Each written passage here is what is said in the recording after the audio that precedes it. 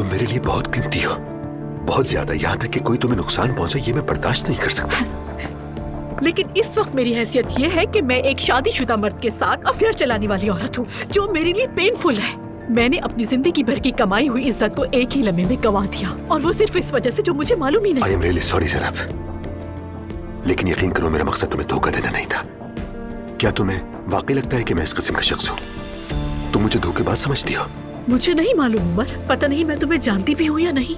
ऐसा मत करो प्लीज, प्लीज ज़ैनब, मैं ऐसा इंसान नहीं हूँ। ठीक है, काश शुरू में ही मैंने तुम्हें सब कुछ बता दिया होता, उस दिन जब हम बच्चों से मिलने जा रहे थे। लेकिन मैं तुम्हें क्या बताता, ये कि मेरी शादी महज एक कागज का टुकड़ा है और कुछ नहीं। हाँ, शायद यही बात तुम्हें शुरू में मुझे बतानी चाहिए थी।